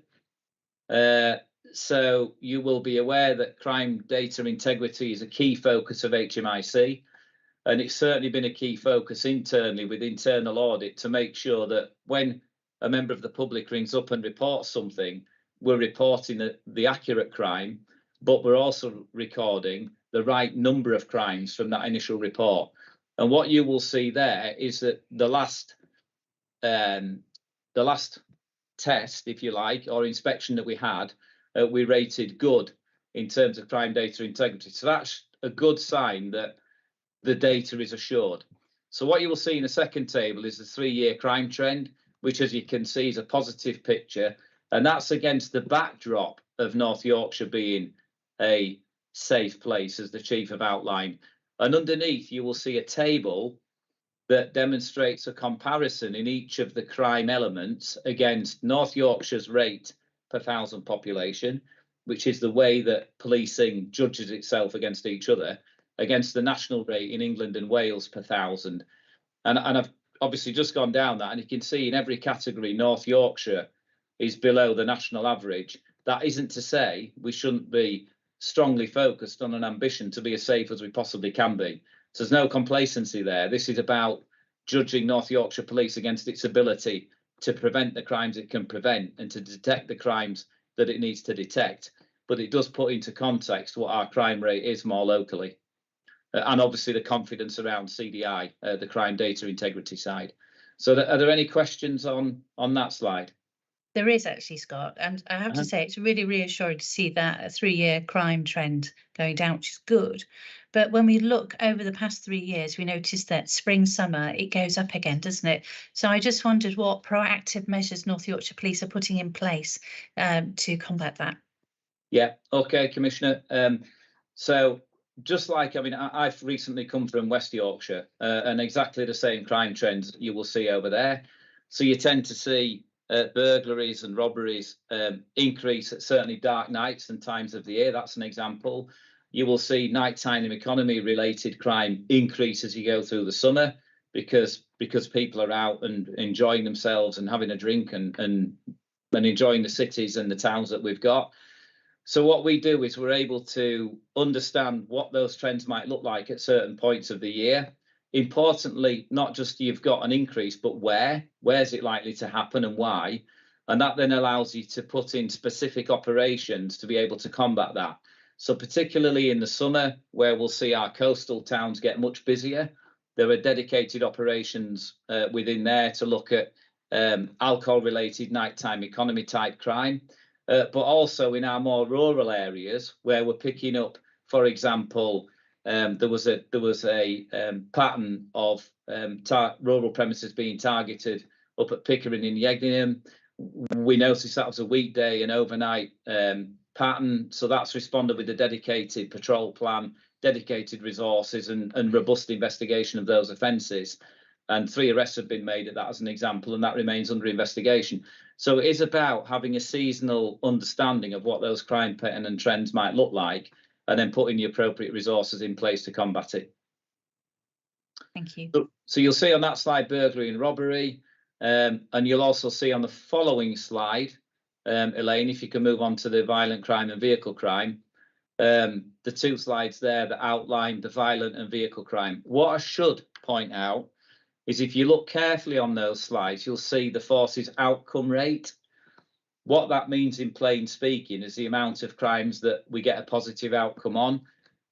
We had a force performance meeting early at the back end of last week, and we all recognise we've got further work to do to improve the outcome rate on those crimes, and that's about the equality of investigation that we're conducting.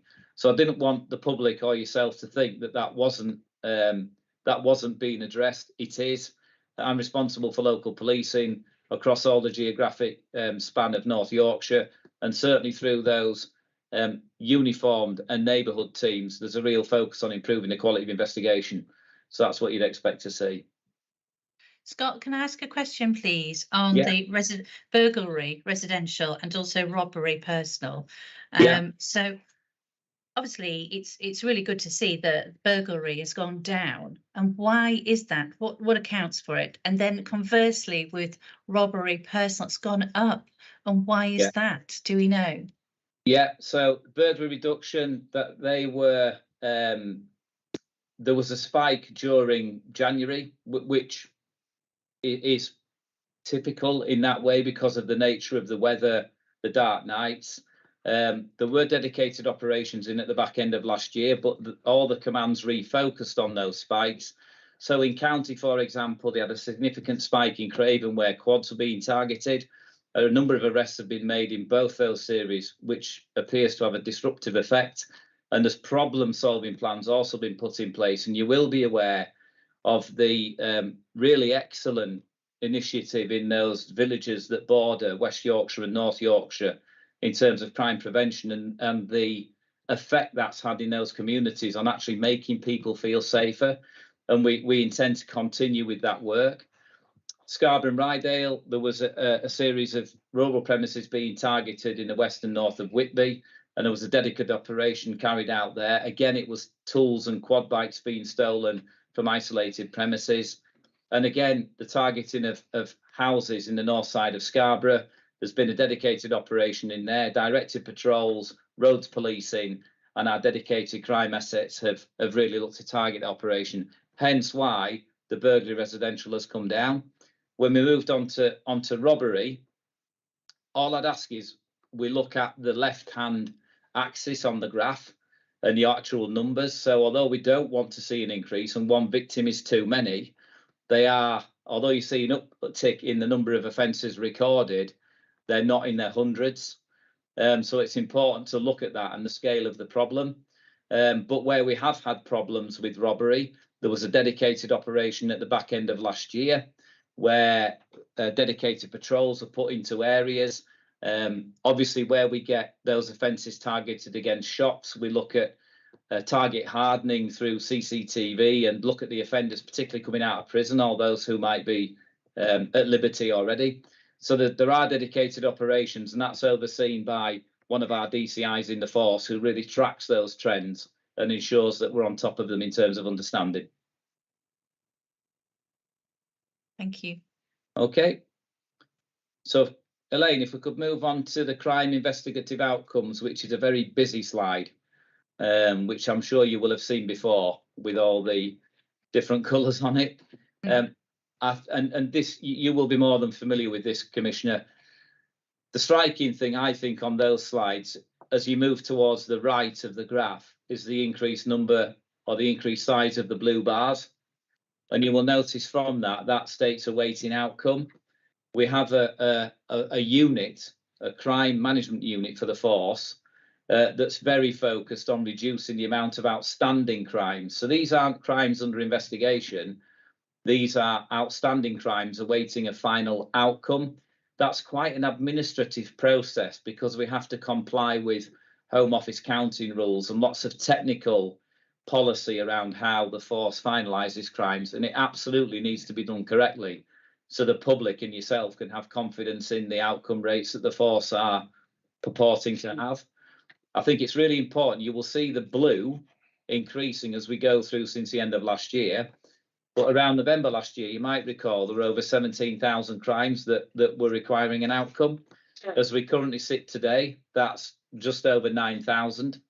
So the force has made significant progress on that and will continue to do so. And we have made a decision as a senior team to reinvest in that to ensure that we can finalise those as quickly as we can. And there's some additional officers going in there who are actually being trained today to make sure that by May, we can reduce that backlog down to the level we want to be, which is about 500-ish, which will be 2 days worth of reporting for the force, roughly. So I don't know whether you've got any more questions on that slide. It is quite busy. The different colours that you'll see, they're the headlines, really. Within each one of those categories that are coloured differently, there's different breakdowns of why the evidence might have been available, crimes not progressed to a charge or a positive outcome. It might have been evidential difficulties. There might have been reluctance on behalf of the witness or victim to take that forward, which is why the recording of this and getting it right is so important. The next slide explains the response to Section 136 mental health detentions. So this is where somebody will come to our attention who's in urgent need of help in a public setting, not a private one, in a public setting, and we can exercise our powers under the Section 136 Mental Health Act. You will see from there that none of the detainees that we have subjected to this power been taken out of the county, which is good news. I am aware of one more recently where we have a relationship, particularly in a Craven area, with the Bradford Mental Health Trust, and they tend to go to Airedale Hospital. But we've picked that up in terms of a further conversation about effective provision for mental health patients into the Bradford Mental Health Trust. But the important one for me is these are really vulnerable people that should be transported as a patient, not as a suspect. And the availability of ambulance transport is really important because they are vulnerable, and being transported in a police vehicle by police officers can have a very negative effect on people's mental health, as if it wasn't bad enough already that they require our services. So you can see from there that 8 of the 15 incidents were transported by ambulance, and then there's a breakdown of the others as to why the police transported them. And that will be in cases where the person presenting with mental health problems might be violent or at risk of being violent towards ambulance crews, or where an ambulance just isn't available within 30 minutes. And I think we all appreciate the pressure that the ambulance service are under. But I make sure our partnership hub and team in York, who are responsible for overseeing this with the Mental Health Trust and through your office as well, retain a keen focus on this, because this is about doing the right thing for vulnerable people ultimately. Yeah. So I don't know if there's any further questions on that one. Well, no, just to agree with you, Scott, completely. You know, when someone's having a mental health crisis, the back of a police van is not the right place. It should be an ambulance, but we are very aware of the difficulties and the times, you know, the waiting times for ambulances at the moment. But I do completely echo your sentiments, sir. Yeah. OK, thank you, Commissioner. Move on to the next slide, please, Elaine.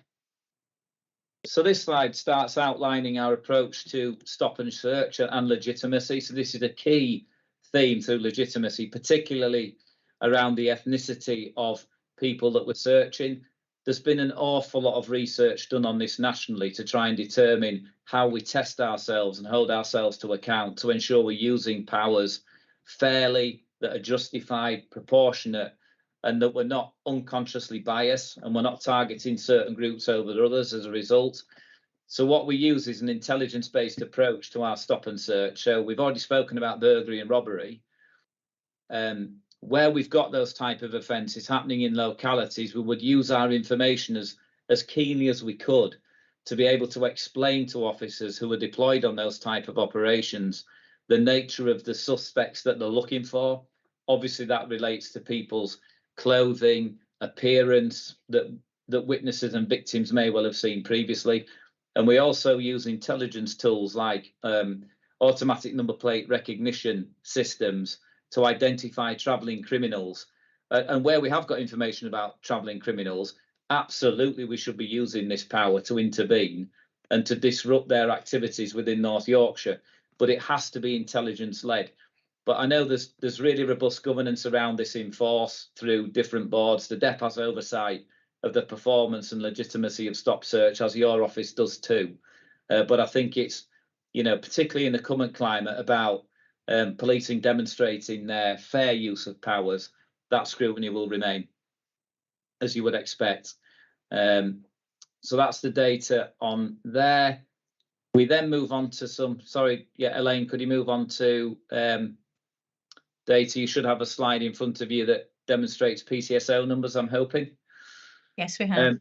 So you can see there, I know there's been a decision recently about holding PCSO vacancies. That's not on the basis that PCSO work is not valued or that the force doesn't value neighbourhood policing. We've really struggled to actually recruit people into those posts. It's almost been, I think we've had 3 recruitment rounds and just not getting people interested. Some of that is because of the next slide, which is we're recruiting high numbers of police officers, and people want to join North Yorkshire Police, but they're joining as police officers probably out of the same pool of people that would have been interested in being PCSOs. So I think there's been a decision to hold that PCSO recruitment for now, whilst we reassess the shape of neighbourhood policing for the force going forward, particularly in line of local government reorganisation and a number of other issues. So that gives you the picture of PCSOs as we currently stand. It gives you a number of police officers as well on that slide, which obviously very pleasingly, in line with the government police uplift programme, North Yorkshire Police have recruited over the number of police officers that they need.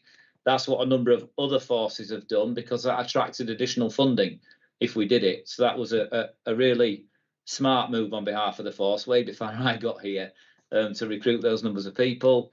And then the next one is you'll see those police staff, specials and volunteers.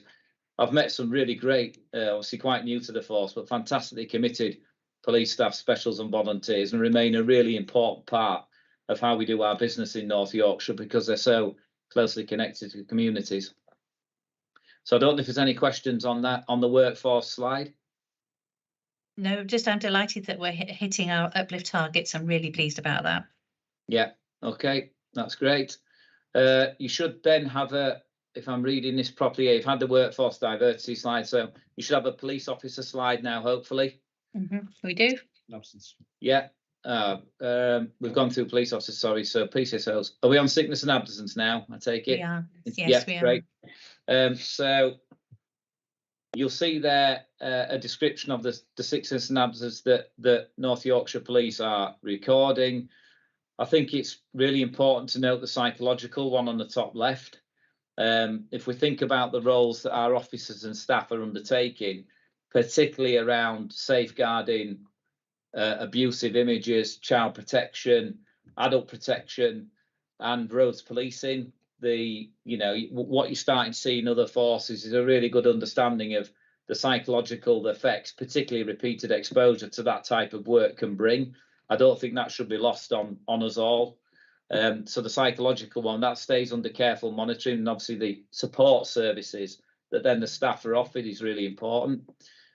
But then if you move across to the table, you'll see, not unsurprisingly, I think, and in common with national trends in any employer, coronavirus and cold and flu particularly increasing at this time of year.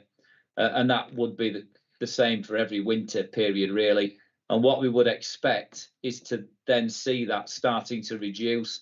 If we look at the count of sickness by month, you'll see you've got March this year and March last year, roughly a 10 or 15% increase on last year. So that will remain under review as we move through March and April and into May. But having come from a neighbouring force, that trend mirrors really what most police forces are seeing in terms of coronavirus and flu as being the main reason for their sickness performance. So I don't know if there's any questions on that. Otherwise, that concludes the performance plan. Simon Dennis, you would like to come in? Yeah, thank you. So a couple of things, Scott, or indeed Mr. Hussain or the Chief Constable, maybe just take an opportunity to comment briefly on the force's commitment to well-being overall, particularly given the point you made about the psychological reasons for underlying absence. But a second question, and not necessarily for answer now.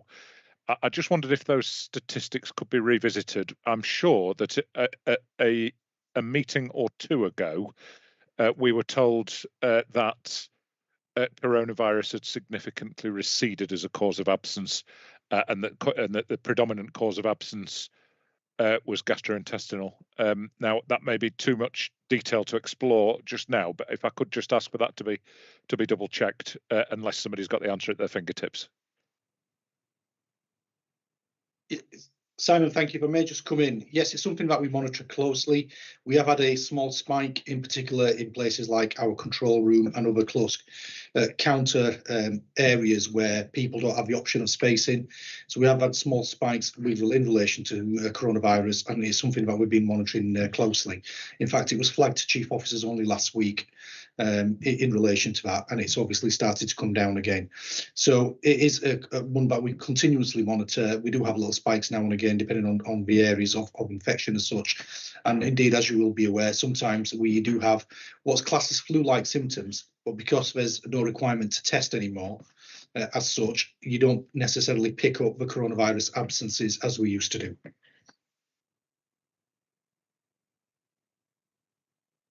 Right. Thank you very much. I don't think there are any further questions, so we'll go on to the next agenda item, which is any further questions from the public, which I believe there are. Simon, have you been able to put them onto a Word document so we can see? Here we go. So Gwen via Twitter on road safety. Hi Zoe, I note the town and parish councils all get consulted on road safety and no doubt other issues. As York Central has no such democratic advantage, for example, they don't have parish councils, don't you think a separate consultation approach should be in place to address this democratic disadvantage? Well, actually, Gwen, this is a really good question. It is, and you're absolutely right. York doesn't have separate parish councils, but what they do have, as you well know, are councillors who know their areas really well. So I think it's a good question for me to take away and think about actually how can we engage more with York on these particular issues. So I'll take that away and have a further think about it. But thank you for that question, thought-provoking. So Gwen, you've asked for another one here saying, can we see the improvement plan now? Let's see, cause so much appeal actions are opaque. We can only take the Chief Constable's word for it. Not good enough. Please review and publish both police and fire improvement plan and agendas. Include these. Thank you. Well, Gwen, actually, if I didn't make it clear enough, I apologise in this meeting, but police and fire improvement plans and their progress on these is going to be an agenda item on my public accountability meetings going forward. So we're doing it in a very open and transparent manner. And of course, you know that the public accountability meetings are put onto my website as well, so can be referred at any time too. So we'll be doing it in a very open way going forward. Right, okay, so we're now going on to agenda item 9, any other business which there isn't, and agenda item 10, which is the date of the next meeting, will be in May. So it just leaves me to thank everybody for taking part in this meeting, and thank you to the public and any stakeholders that are watching today on this really important meeting, and thank you for your time. Thank you very much, everyone. Have a good afternoon.